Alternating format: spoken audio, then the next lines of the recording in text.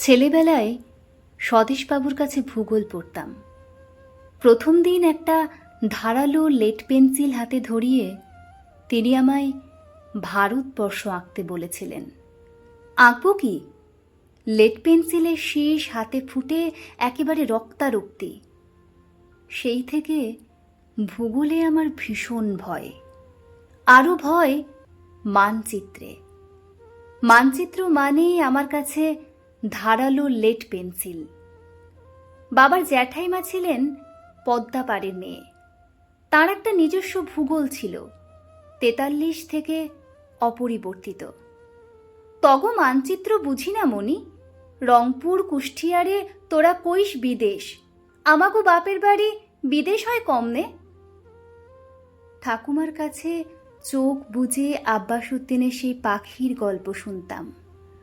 বগাকে দেখে বগি কাঁদে, বগিকে দেখে বগা, আই পাখি আমরা দুজনে গলা ধরাধরি করি, কাঁদিল নীরবে। ঠাকুমা শুনিয়ে যেতেন। নির্মলেন্দুর সেই চাঁদ বদনী মেয়ের রুনুক ঝুনুক নুপুরের গান।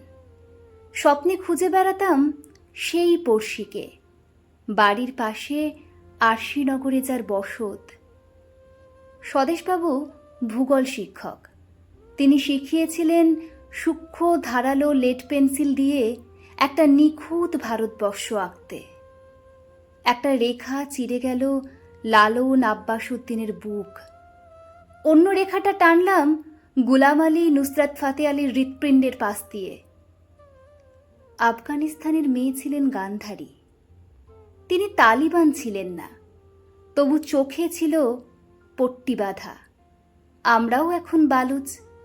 পাকতন্দুরের কাছে পট্টি কিনে সযত্নে ঢেকে রেখেছি চোখ।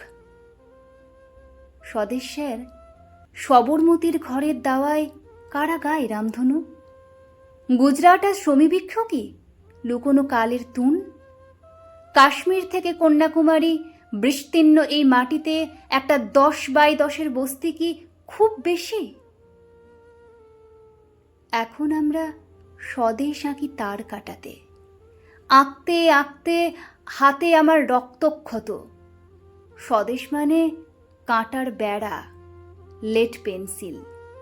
স্বদেশ মানে রক্ত ঝরা অবিরত। ধন্যবাদ।